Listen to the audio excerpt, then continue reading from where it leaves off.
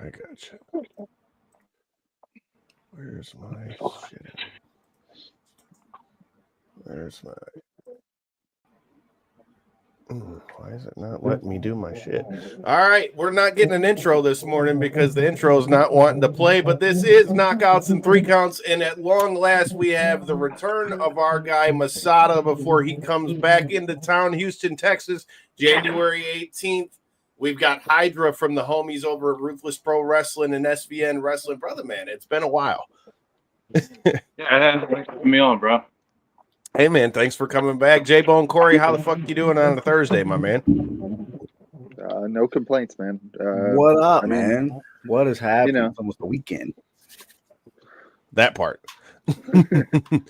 Hey, dude, like I said, I'm looking forward to it, dude. Shout out to our guys over there at Circle 6 and SVN Wrestling and our guy Chris at RPW who will be joining us next Thursday. But like I said, dude, it's been a while since the last time we've had you on the show. Before we get to 2025 and what's going to be happening for Masada in 2025, I mean, you got to tell me, talk to me about 2024, man.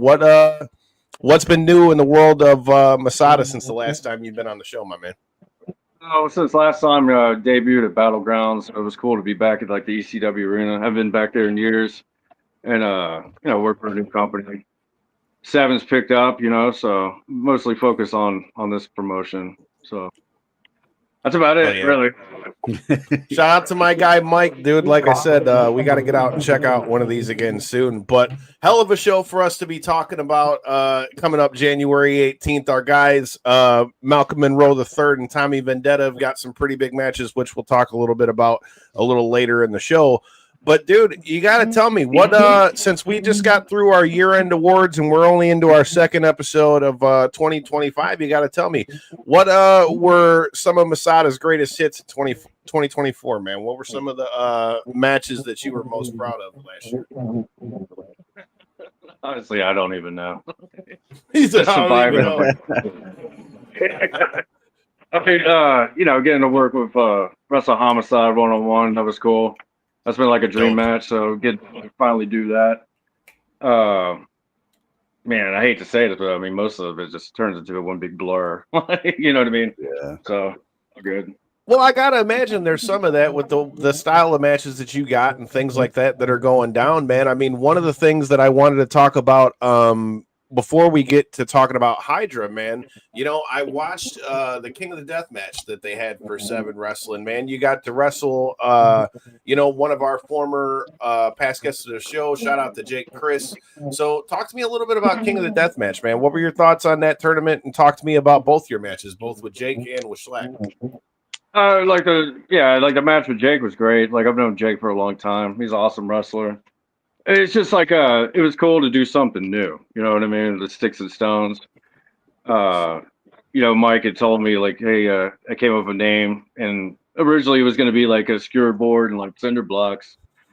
So I called him. I was like, well, I mean, I don't really understand that because that's not really sticks and stones. We need to make it like a legit thing of like, if that's what the match is called, let's actually do that. I get so sick and tired of like death matches with names and they really don't mean anything. It's just it's the same cluster of shit, honestly. So that was good. It was cool to do something different. But getting hit in the head with rocks wasn't too fun. Wasn't pleasant. Yeah. Especially when Jake did the full metal jacket with the sock on me. So I don't know. There's like a video, like it cracked me right in the back of the head. I still have like an indention right here. I had knots all over my forehead. When you squished it, I literally. Yeah, I was about to say. I think we just saw that when you did that. So that's from what I remember. Like, it turns into a blur when you're getting your head smashed in with rocks. Lovely. Well, dude, you touched on something that I've always been like curious about. Like that's one thing that deathmatch wrestling always has. Shout out to everybody that's tuning in and checking this out. We've got a lot of love for Masada already in the comments, man. But with that being said, like that's one thing that's always been funny. J-Bone, when we go to these shows, you know, you see the matches and they'll have, like he said, they got like the most wild of fucking nicknames that they'll put on that they'll put on the matches, man. Like, are you a fan of the names when they make sense? Do you think it adds anything to it, really? Yeah, I think so. Because I'm always very old school with things. So like if it, the name of a stipulation or a match, it needs to be that. Because CTW was like the worst at that, where it'd be like swinging for the fences, and what the hell does that even mean? Like, oh, it's like barbed wire baseball bats and thumbtack bats, and then there's always fucking light tubes, and they're over. Like, I'm not a fan. I used to be, but I think a lot of things with like structures of matches, like they put so many weapons in there to, I don't know, more or less like hide guys like skill level. So, in my opinion, less is more. You know what I mean? Like, I want less weapons in there so I could be creative and break something and then start cutting someone's head open with it, or punch it in their face. But if it's just like 600 light tubes, like, I don't know, it's hard to be creative with the same thing. I get that. Honestly, one of the reasons matches have always stood out. It's like psychology, wrestling, and just being like a strong style with like technical wrestling. But I don't know. I think it's kind of like laziness on a lot of parts of just the cluster of so many weapons out there, and it's the same thing every time. Well, and it makes a reason for why you're using it. It's not just I pulled out weapon XYZ the third. I'm just fuck it. This is what I found under the ring. Fuck yeah, I'm gonna hit you with it. Like, you know what I mean? Like, that's one thing that I've always appreciated is when the stuff makes sense. Right, it gets repetitive. I mean, even like if you look at ECW when they did like Stairway to Hell, like that made sense. You have a ladder going up to a bundle of barbed wire. It makes sense. You know what I mean? So I think a lot of things like really realistically, like every deathmatch company, they need to start putting more of an effort in things and being more creative. That's my little. Yeah, I get that. So we talked a little bit about your match with Jake. Now you, in the next round of that tournament, man, you had a match against Slack, which are two totally different ends of the spectrum when you talk about an opponent for a death match. So talk to me about that match and the differences in the two. Well, sure, honestly, like legit, like being in a match with Jake, like the Rocks, like literally knocked me loopy. So then getting in there, like Slack's a tank and Slack boom boom. So, I mean, he's just intense. Like honestly, like I don't know how to describe it other than like Slack's a tank. He's just gonna run right from you. And honestly, like I ended up getting sick. I was starting to feel sick like the night before. I was just recently getting over it, but yeah, I don't know. This sounds like our pre-show talk. What's it like though when you have like when somebody says, "Hey, you're in a match with Slack"? What is mentally? How do you even prepare for something like that? Because like I wonder what the dude even eats. Like I wonder what his diet looks like. I can't imagine being in the ring with the dude. It's like shit. Okay, cool. I'm gonna go out there and beat the fuck out of each other. Awesome. This time around, it's like fuck. I'm already fucking not feeling it. It's like it'll be fucked up. Yeah. I mean, you already know you're gonna be bleeding. You're gonna be hurt. You just gotta kind of survive it, I guess. Yeah, and that building was like freezing cold. Like, I don't know. It's hard to like go in there, get warmed up, and then have a break, and then like you're back to being like cold again, and then have to go back out there and like try to warm back up. So yeah, it's just not kicking. You know what I mean? Yeah. So next time. So is that something for you that's a lot the same with wrestling like it is with fighting? Like I know from like jiu-jitsu tournaments and fighting and boxing and all those things, like you said, like the needing to stay warm, because I've had multiple situations when I fought where like, okay, you're supposed to fight at this time, and then I had it where the guy didn't show up, and then you don't fight till fucking way down the road, way down the card, and then you're trying to stay warm and just keep yourself going so that you're good by the time to go. How much of that plays in with like death matches and stuff?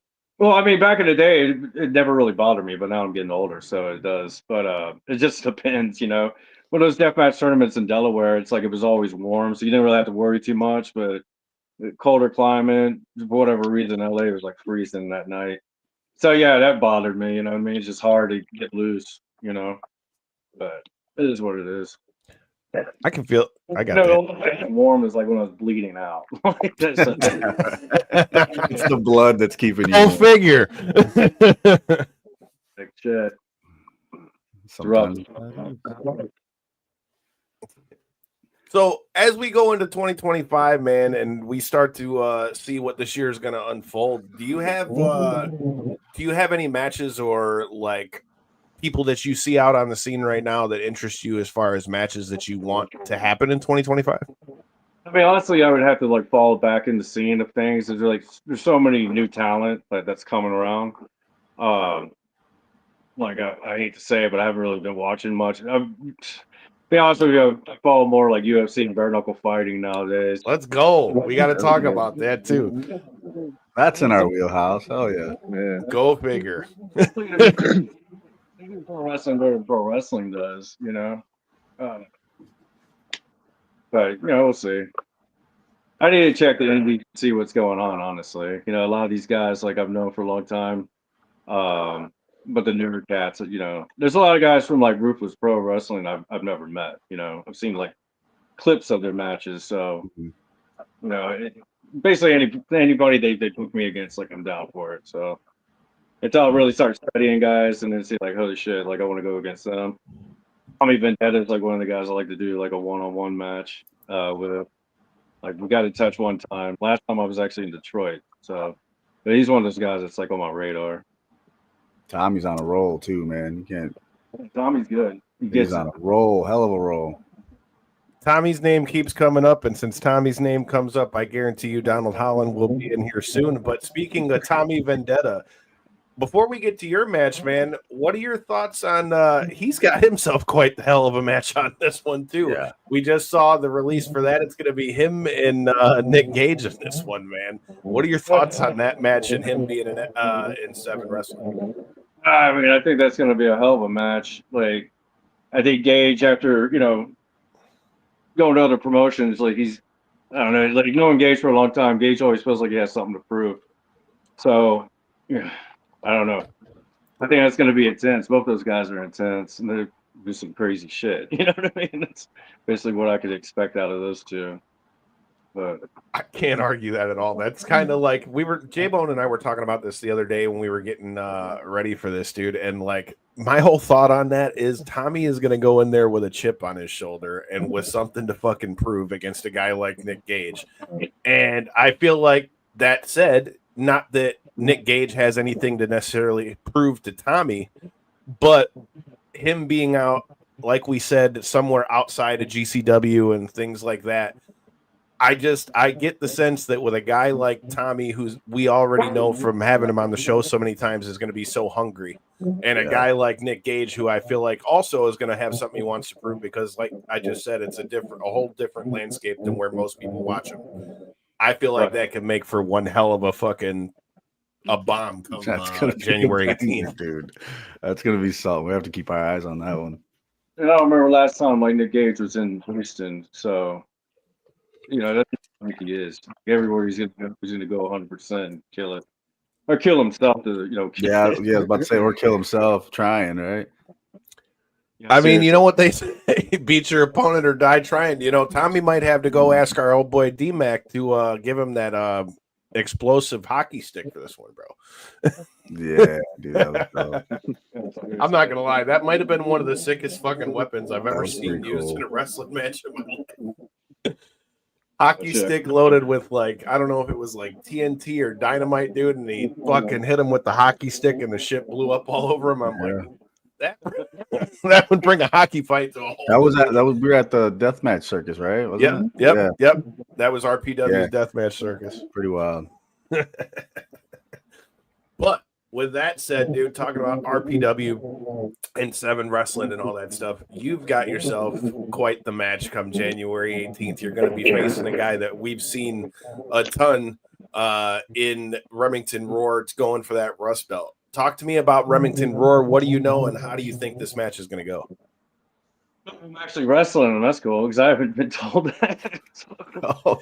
Well, I'm breaking the news. You didn't know before just now? Like, hey, you talk about your match coming up. Like, I have no idea who I'm even running. Oh shit! Well, hey, breaking news. Breaking news.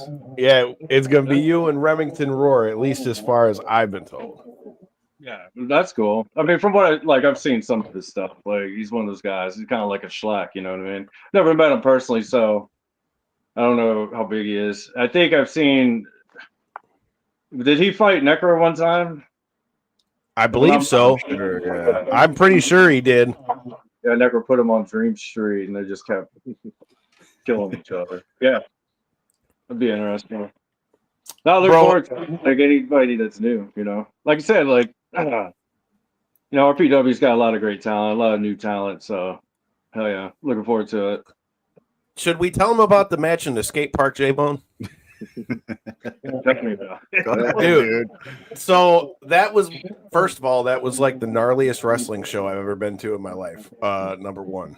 The fact that not only was it no ring, but it was no ring inside of a fucking skate park, and a skate park that I've grown up around for like years. Rode in my whole life. I had been there at least 20 times throughout my childhood. When you say skate park, you mean like the pole, like skating, or yes, like full skate park, like the pole and everything. Anywhere inside the door was your wrestling ring, including the concession area. And you had a band. You shout out to why fuck am I drawing a blank? Yes, Elbow Deep. Shout out to Elbow Deep. They were performing in between each match, just beating the fuck out of each other too. So it was one of the damnedest things I've ever seen. Back right now. Look at Corey's Corey's having flashbacks. You see him? As the outside. All right, so I don't know if you're aware or not. I'm more of the UFC MMA side of the show. I do the outsider's perspective and shit like that on the wrestling side and stuff like that. But of course, some interesting shows come along here and there to the city. So the boys like to drag me out here and there. That being a skate park show at one of the skate parks I grew up at, of course I got to drag my ass out to that one. Of course. So I get there, a couple cans deep at this point, and managed to watch some of the funnest shit. It just looked like so much fucking fun. I mean, the beers I had were adding to the experience that much more, and it was just such. Do you remember Otis's elbow, bro? The time, dude. Yeah, that was the night Otis got his elbow cut up. They had to stop his match and take him out because his elbow was like I don't even know how to. Oh, dude, he had a tendon or something leaking out of there. Dude. It was like the meat of his elbow was just like out. It was like pastrami out of his elbow. They had to stop it like right then and there. And then, speaking of your opponent, Remington Roar, and the reason I brought that show up in the first place, he faced another past guest of this show in Randy West and used a fucking weed whacker. It was one of the damnedest things I've ever seen in a match too. JJ Allen does it a lot now, but that's the first time I've ever seen somebody use a fucking weed whacker. Andy had her like up on they had like the rail for you to grind, and she had like got knocked in between the rail, and so it was one of the damnedest things I've ever seen. Do you got any thoughts if he tries to bring out said weed whacker? Oh yeah, that ain't happening. I mean, like, he tried to pull the same shit, and like I blocked it, and then after the match, flying back home, I looked at my leg, my chin. I was like, what the fuck are these marks? I had like these line cuts, and it was from the weed whacker. Yeah, fuck all that. I'm good. That was one of the damnedest things I'd ever seen, because like I said, between that and then like the band beating the shit out of each other in between it, bro, it was one of the fucking wildest things I've ever seen. So the band at the end of that night, I went up to get some pizza.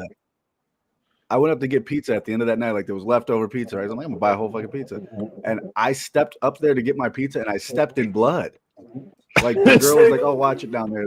There's some blood down there I think it's from the band or something." Like the band was up there getting refreshed. Didn't Hoodfoot get bleed pretty bad that night too? There was blood. I think everybody involved had blood dripping at some point. Dude, I mean, we're moving around the skate park. You're moving around the skate park and you're just like stepping over little pools of blood. Oh, there's a steel chair sitting right here with a blood splatter on it. It's like, geez, man, this is wild. I remember my dumb ass was wearing white too. I immediately got blood on my hoodie or some shit, and I was like, "Oh, this is a terrible idea." I don't know why I even thought to wear black. what the fuck was I doing? Like, It was a great time though. That was one of the more memorable shows we've ever went to. That was so much fun. yeah, Like that really was. That was awesome. What was it? It was RPW. RPW. Yeah, it was. It was RPW show. Yep. I would love for them to make. You that see this, Italy Chris? We need really- another skate park show. We do. Chris, make it happen, brother. Agreed. And we need to bring Masada this time. Dude, I'm down. Yeah, boy. I remember there was even Paul, Paul, the guy that makes these signs. He made this Briscoe painting over here. He put his head through a door and was just walking around. Well, Paul's a special guy. Like, I just don't know what to say other Paul than keeps Paul's a us hyped, special dude. guy. He keeps us hype all night, man. He was bleeding too. I'm like, geez, this is fun. That was a good time. It was. That honestly. Listen how was. sick we sound right now. Everybody was bleeding. It was so much fun. So, my question is, you fought, I know you've done no ring matches and stuff like that as well, dude. What are your thoughts on if they do run another skate park show? What are your thoughts on Masada coming to the skate park? I mean, I'm totally down for that. I've never wrestled in a skate pond or skate pool, so that's cool. I don't know when y'all talking about that. I think of like Lionheart, like that old movie with Jean-Claude Van Damme. Let's go. There you go. There we go. See, his gears are turning now. He's like, oh, I can get real creative. I could do this shit. I could fuck him up with a skateboard Somebody this get way. Chris on the line, man. You got to make. Oh, happen. trust me. I know Chris. Chris is watching this somewhere. Chris, if you're in here, feel free to. There you go. Show was called Whiteout. Yeah. Figures with all the blood. Why not? So I can watch it. There was a lot of red. I don't know about a lot of white, but there was a lot of red in that motherfucker when they left, man. But yeah, dude. Like I said, this show that you guys have got coming up January 18th is looking to be a banger, dude. With the collaboration between these guys, I've gotten to go to a couple of these shows too. I mean, it's shaping up to be one hell of a show from top to finish. Like I said, you've also got another one at Detroit's own, and one of the other half of the pillars, Malcolm Monroe III, is going to be going at Arrow Boy. Have you gotten to mix it up with Arrow Boy at all, or MM3? Well, yeah, I've wrestled Arrow Boy like Mexico and CZW in the Northeast years ago, and then when I had like my accident of getting lit on fire, like he was one of the guys I was wrestling with, but but I haven't done what's the other guy? MM3? MM3, yeah, Malcolm Monroe III. Yeah, I haven't met him yet. I know I've seen something or read something. He's from San Antonio, Texas originally, so that's cool. But yeah. I think he's definitely one that I think y'all would have a hell of a match. Oh yeah. I mean, I like legit hybrids and high flyers, you know. Like I like that. Yeah, he's one of them. Bring in like a different style, you know. You know, and the thing is, like, his family is like one of the pillars as far as wrestling here in Detroit at this point. XICW has been around forever, and his pop's the DBA, and then his grandpa before him. But what's funny is originally Malcolm Monroe III was never really a death match guy, and now between him and Tommy and seeing all the stuff they're doing with places like ICW and stuff like that. Matter of fact, I think they're on. Yeah, they're doing GCW this weekend too, so he's doing all kinds of different shit. But I saw that matchup with Arrow Boy and was like, yo, I feel like that's going to be another one that's going to tear shit up. Yeah, Arrow's like awesome. Like he's been around a long time. He's OG. He's there you go. MM3, the next chapter of Deathmatch Newcomers. Yeah, I like that. Hey, man, he said he wants all the new matchups. I'm putting it out in the ether. I think we need Masada and MM3 here. Horror Slam, I know you guys are good for that. We need to bring Masada back here to the D. I definitely need to go on like my studying of like new guys. Like I've heard the names, like but I need to really watch them. But yeah, totally. Hell yeah, dude. Like I said. Say again? Pretty sure he just wrestled Drake, didn't he? Yeah, he did. Mm-hmm. Yeah. He wrestled him here, and he just wrestled Atticus for the title here at Horror Slam. It was him versus Atticus just a couple months ago. Yeah. What was it? It was dope, dude. Like I said, to your point, the thing that I like about him as far as death matches goes is he has such a good base in like wrestling as a whole and being able to do a lot of the high flying stuff and stuff like that.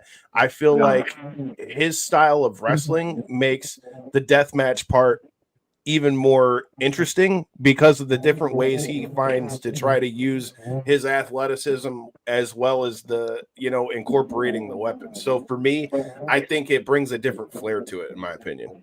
Yeah, definitely. I mean, that's like the whole thing, like deathmatch wrestling, marquee wrestling. So, like, I mean, Michigan's own Sabu, like he's the one that really made that style like super popular. Mm-hmm. Show your all, show you can wrestle, show you can high fly, and be nuts. I think that's the thing too. A lot of guys don't understand that. Like Sabu's like character, him as a person's like legit crazy. Or do you have like Jun Kasai, crazy monkey who's nuts? So those guys can do that insane shit. That's part of their character. But I see a lot of guys like on clips where I don't know them, but I see them kind of rip that off. But it's like it doesn't really it doesn't register to me. You know what I mean? That's why I flip it to UFC. Like, I'm gonna watch these crazy fuckers. All right, so you've brought it up twice now. We've got to get into this shit. I feel like we talked about this briefly the last time you were on, but obviously our show also covers the combat sports side of things, and it's funny that you bring up BKFC and all those things because some of our past guests include the likes of female champion Christine Faria, Britton Hart, Jake Lindsay's a past guest, and very soon here for Knucklemania. Hopefully, we're going to be bringing Chris Lights Out Lytle to the show. So we talk a lot of the bare knuckle stuff. We also had Greg Bloom, the CEO for BYB Extreme, came through a little bit ago. And obviously with the UFC, we can't wait until this weekend because past guests of the show and a guy that I've literally watched since he was like this big, Austin Bashi is getting ready to make his debut in the UFC this weekend. So mark my words, if you don't know that kid's name, we've gotten to commentate his probably last 5 or 6 fights. And if you don't know, you're going to know this weekend, I would say. And if he doesn't win, I'm fucking lying. But I'm just saying I'd be willing to put some money on. I mean, if we're starting there, though, I mean, like you say, Kyle, we've been on the commentary now for multiple of his fights. He's been at the UFC level for a long time. He's been offered contracts already to this point. He chose to decline. He's now made his mark on the Contender Series. Now he's going to hopefully make his mark in the UFC. This first fight's no joke. Christian Rodriguez is a proven talent. He's the one that gave Raul Rosa his first loss. He's the one that has also, I can't think of some of the other opponents, but he's shown levels of dominance in some of his fights. He's now moved up to 45. Austin Bashi as well, a former 135er who's now 145, looking thick in the weight class, by the way. But he's going to be scary at 145, just for the record. Yeah. But that being said, man, like you say, definitely a fight to watch out for this weekend. I know it's just an Apex card and maybe not getting the attention it should, but that's a fight to definitely pay attention to. I'm just happy the fights are back. It's been a long 3 weeks, 4 weeks, whatever it's been. It's been years. What's the main MMA promotion out there before guys go to UFC? Like here in Texas, you have Legacy in Houston. And then you got Fury FC out there where you're at too. For us here, so shout out to Matt Frendo. It formerly was Lights Out Championship, but it just changed name to Legends of Combat. But we've had the likes of Kenny Cross come out of here. You had Jamal Hill has fought out of here. You've had multiple of them that have come out of the Cody Stamen, who's in the UFC, that came out of here. As far as out here, I would say Legends of Combat is one. Obviously you've got ones like LFA that's like the main feeder where most guys are going through. We've had quite a few guys from LFA on here, but as far as out of Michigan though, I would say Frendo and Legends of Combat, and then WXC has had they had their good run too, for sure. Yeah, well, WXC used to be the big one for a while because they were on UFC Fight Pass for a long time. So it kind of goes in waves, just like wrestling. Like you got like the mainstays, really. Like for us here, those are really the two main ones. But it's just crazy because now it's so much easier to do pay-per-view. Plus, then like if you go to like Boston, we've covered like Cage Titans is another one that's put like a lot of guys in there as well. So those are some of the main ones that I like to watch. Oh yeah. Do y'all ever watch like One Championship? Yeah, we're about to have one FC watching- champion Jared Brooks is about to be coming back through here from Michigan before he has his rematch with Pasio. Oh yeah, that's cool. I like what they do. It's really badass, like mixing everything up. Yeah, you catch them Friday morning fights ever? All the Muay Thai in the morning. Yeah, usually I don't watch it on. Is it on Amazon Prime? I think like they have. Oh, so you're only catching the bigger cards then. So if you're bored on a Friday morning, or you're like me and normally end up commuting between like 8 o'clock in the morning till about 10, they throw on the craziest Muay Thai fights pretty much every Friday. So just go on their YouTube channel. It's free. And yeah, I mean, if you're already into what they do as a, like their Amazon Prime cards and stuff like that, because those are their premier events. Those are what, if you're equating it to UFC, those are their pay-per-views. But that being said, their fight nights are probably even more entertaining, to be honest with you, because it's more of the Thai fighters and stuff like that, and then boys just, I mean, little 120-pounders out there just throwing as fast as you could possibly imagine. It's wild fights, especially for a morning atmosphere over here. He said, "Fuck his morning coffee. Needs his morning Muay Thai. Crazy fights, man." I'm driving around in between, just got done loading up my door to go install for the day, and on my way, and then oh shit, gotta hit the real little rewind. Did you see that elbow he just landed? Me and my brother are talking to, it's like it's a wild thing. It really is. Way to get your morning going. That's a good way to get fucking moving. Yeah, that's It one of the really things. K1 kickboxing. That was the shit. Yeah. Hell yeah. Hell yeah, man. Do you watch Glory at all? I don't know. I haven't seen it. Yeah, Glory kickboxing's a lot like what you used to see from K1. That Pereira, that's where he was champ before he went to UFC. And then you had his sister was a champ, if I'm not mistaken, there too. So like I say, those ones are fun to watch, dude. And like you speak of Corey, you speak about like the Muay Thai fights, dude. I tell you, I've gotten to do a lot of commentary for the Muay Thai fights here too. Shout out to Mitten Muay Thai. We're gonna be back with them February 22nd. But dude, those are the bloodiest fights I've ever been to in my life. Only time I've ever done commentary where I got blood splattered on the inside and outside of my glasses and on my fucking suit, because this dude's eyelid was just like, his eyelid was like a flap by the end of that bitch. You gotta change that then at a wrestling show, right? Yeah, right. You gotta love that shit, dude. Hey, well, with that being said, and talking a little bit about that, you also brought up that you're a fan of Bare Knuckle. Who do you like watching over there, and what do you think about these fights that we got on the 25th, bro? Stevens and Alvarez might be like the best Bare Knuckle matchup you could ever put together.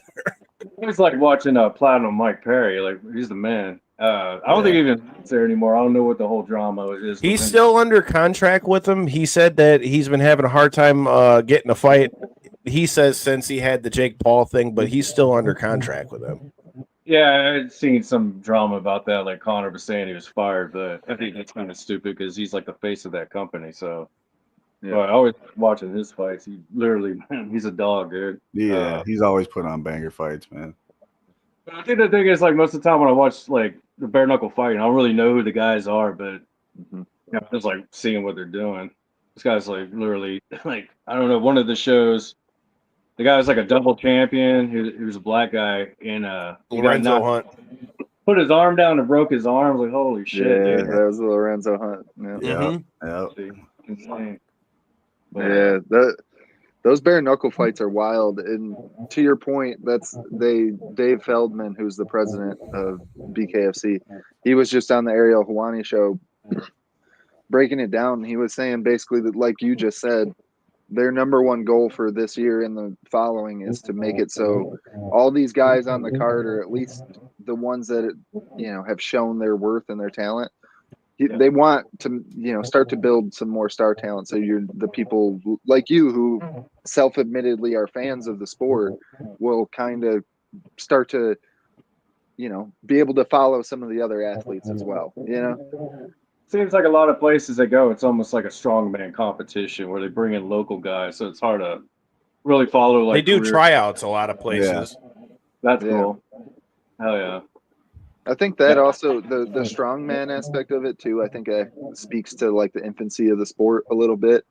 The fact that they're still trying their best to really develop that like real sport element of it, and less of just the like raw fight. Because like you said, a lot of it does end up just kind of being like, you know, here's the local tough guy boxer that's fought for 28 years, and then here's this young hotshot who's never fought before. Let's, you know, and it's like, all right, cool. I'm definitely going to tune in and watch, but you know, like you say, it's hard to necessarily build a story and a background behind some of those type of fights. But that's what Dave Feldman came out to say is a lot of like a guy I've brought up multiple times, Kai Stewart, for instance, like been really impressed by him. I believe he's the champ at 45, if I'm not mistaken. And surprisingly dominant, just doesn't look like he should be beating some of the guys that he does. Goes out there and out hearts them, outclasses them and stuff like that. And those are the type of people that even me, myself, I've had the paid subscription to the app for years now. Don't know enough about him other than when he fights. So, you know, that's the type of stuff they do need to continue to build on, in my opinion. Yeah, definitely. And I tell you, it's a small world because Jeff Houston, the ring announcer, he's actually originally from Texas, but he used to announce for RCW, River City Wrestling, years ago. But now he's doing that, so that's cool. Was he still rocking the crazy ties back then? Yeah, he hasn't changed. Still it took me a minute with him because his voice was on point, his work was very good, but I was like, man, them fucking ties are wild. Like I couldn't just like get over it for a while, and then like probably event 30, I'm like, man, you know what? Let him do his thing. It makes him stand out. The reverse standing up and down bow ties, metal bow ties. I'm like, where do you find these things at? That's what I want to know. And you know them bitches ain't cheap either. I was about to say, he probably spends a good chunk of money on those too. It pays to look good, man. Write-offs, brother. Right off. There you go. Yeah, he hasn't changed at all. It's funny. When I talk about years, I'm talking 17, 18 years ago. So it's cool to see him on there. Moving on up. Hell yeah, man. Bare Knuckle's been cool to watch its rise. They're talking about this $25 million tournament they got coming up, and now you got Conor McGregor is part owner in it too. And like you're seeing so many more names, like you mentioned, like a Mike Perry and Eddie Alvarez, Jeremy Stevens, and then you got guys from the boxing world like Austin Trout who have gone in there and just murked pretty much everybody he's fought because nobody can touch him. Yeah. You know what I mean? He's not throwing that many punches, but because his boxing is so good, nobody can really do nothing with him. And between the footwork and the overall skills, just smashing dudes. Yeah. I mean, that's one of the things too. It takes that excitement like the original UFC had when it was bare knuckle, no rules. You know, that's seriously, it's a blood sport. Like it's cool. Hell yeah, man. Well, speaking of things that were like blood sports, man, you know, I figured a fun thing since you brought him up earlier, bro. You got to talk to me. We've been seeing so many more from over here in America go over there to Japan. Talk to me about some of the differences with deathmatch in Japan. And dude, I heard about some pretty legendary stories about you and Necro under the bridge over there, dog. So talk to me a little bit about them differences over there in Japan and any Necro stories you got. Well, Japan's totally different. It's kind of like one of the things like I was saying before. It's structured different, and the guys, I don't know, like I'm not talking shit, but it's like a lot of guys now, it's like I don't know what schools they train under or like, you know what, you know, some guys you could tell they're not fully trained. So, but in Japan, that's just part of tradition. Like you literally have to train for like, you know, 2 to 3 years before you step in the ring. And then when they put you on the show, you're doing literally like work shoots, you know, before you even get into the deathmatch scene. So I think the thing it's definitely different when you go over there, like going against people that are on par of like, we're going to go there and like do some crazy shit and be super creative and like, you know, snug as hell. I've always loved Japan. Japan's awesome. You know, for me, it's more or less like an easier time of like going out there and structuring something. You know what I mean? As far as like Necro under the bridge, I don't know. What'd you hear? I just saw. Matter of fact, it might even have been in one of your posts. Y'all were talking about drinking under the bridge over there in Japan. So I didn't hear anything in particular, but I figured I'd leave that one to you. Yeah. Oh shit. Yeah. So yeah, that's one of the things we used to do. Like that became like a nightly deal. You know, we would go out with like friends over there, or sponsors, and you know, drink till the bar shut down. And you know, there they sell beer 24/7, liquor at the gas stations that are 24/7. So it's one of the things we'd always do. Someone actually threw a sofa seat one time, and it's like a river, you know, that streams on through it. At least that's what it looks like. It's actually sewage. Oh, Didn't nice. know at the time. But anyway, we had a couch out there. So what we do is like get on the couch and like sit on the top of it and just drink our beers and just shoot the shit, you know. Chill spot. Dude, my only Necro Butcher story I got is that the fact that I had just gotten my Achilles tendon cut and lengthened, and this happened to be at a JCW show. Shout out to Violent J, who was just out here in the city. But dude, I went there again on in the old Modern Exchange studio, and I had a whole cast around my foot and got my leg propped up sitting on this couch at a deathmatch show. And here comes Necro Butcher, and he's about to smoke this dude with a light pole or a light tube. And I'm like, oh, fuck, I can't get up and get out the way. So I guess the only thing we're going to do is cover the fuck up. All you can do, man. It's all Well, you I'm can do. literally, everybody else got the fuck out the way and left my ass sitting there. I was like, fuck. Oh shit, we got a couple questions for you in the comments. We talked about this match a little bit earlier when we were talking about the King of the Deathmatch stuff, but what inspired the Sticks and Stones match? That was one of my favorites from King of the Deathmatch.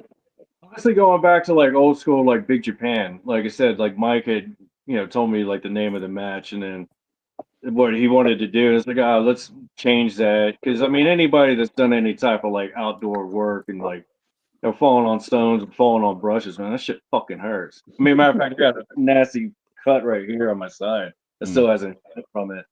But just doing something different, you know. I always remember watching like FMW, Wing, and Big Japan. They used to use like the thorn bushes, they call them the desert death matches, and they would be like scorpions and like pits. So like I'm a big fan of that old school style of things, and just structuring things differently. Because like right now, it's like everything's so repetitive. It's glass over the top. You know what I mean? And like even with like the gusset plate, like to me, like the gusset plate should be like a one-off deal, like every year to keep it special. You know what I mean? Because that's a dangerous like item weapon to use. You know, but when it's every show, every match, it really loses its luster of even being anything credible or even worth a fuck, in my opinion. But it's just basically going on old school, you know, just like Big Japan. Like they used to use like cactus and, like I said, thorns and all kinds of different things. So just a different creativity level. Hell yeah. That makes Like sense. the barbed wire baseball bat, because I like thudding the fuck out of people with it. You know? Is that your favorite weapon? Oh yeah, that's Yeah. definitely one. Well, Weapon that of and the, choice. you know what I mean, just scaring people's heads off. Oh god. Yeah. Fuck around and find out. Hell yeah, dude. Well, before we let you get out of here, dude, fuck, we've talked about MMA, we've talked about bare knuckle, we've talked about death matches, we've talked about all kinds of things, dude. But do you get down with the football stuff? As you can see, I've got the Detroit shirt on out here. Shout out to the Pistons. First time they've had a 5-game win streak since 2019. Holy Jesus Christ. And then on the other end of the spectrum, you got the Lions killing shit over here. You keep up with sports at all? No, I really don't, bro. When I was younger, I did, but not anymore. Hell yeah. I mean, like, I respect it, man. My grandmother, when she was still alive, was a big Dallas Cowboys fan, and they're really disappointing. So I was like, oh. Hell yeah, Hard, dude. yeah. Hard to be a fan of a team that's not good. Ask us. Well, you're talking to Lions fans, Yeah, Corey. that's What what the I'm fuck? saying. We went 0-16. What do you mean? Why do you think I said ask us how we know? Yeah, we've been there. We've been there. Oh man. shit, dude! The amount of people I've heard in the last few months since the season's been going on, like, oh my God, people would be. Look here. None of that shit. None of that shit, because we might be playing them after the divisional round. Fuck that. It's possible. Although it would be funny if we had to take Stafford out 2 times in a row in the playoffs after he left us. I seen their game got moved to Arizona. Yeah, dude, because of the wildfires. They moved him to Arizona. That's wild. Yeah. It's pretty crazy, man. Hope everybody's all right out there. We got man. any Shout fam out out there. Hopefully everybody's good. Yeah, shout out to everybody. Hope everybody's all right. You know, it sucks. No. Yeah, and to the guy who said that they got it because they booed Hulk Hogan, fuck you too. Yeah, that's a whole different. But with that said, dude, like we said, January 18th, it's going down. 7 Wrestling and our boys from Ruthless Pro Wrestling present Hydra. For anybody else who might be on the fence about watching this one, man, let them know what we got in store coming January 18th. And if there's anything else you got on the docket that you want to let anybody know about, bro, the floor is yours. I think the main thing is just follow 7 Wrestling. Like, they're coming up with sick cards. Like, you know, hate to say it, I didn't know who I was wrestling. Like a sick card, but yeah, follow 7. Mike's an evil genius, and like he's bringing in like a good mix of like veteran wrestlers and like the new breed. So it's cool. You know, support indie wrestling, support deathmatch wrestling, and combat sports of all kinds. Hell yeah.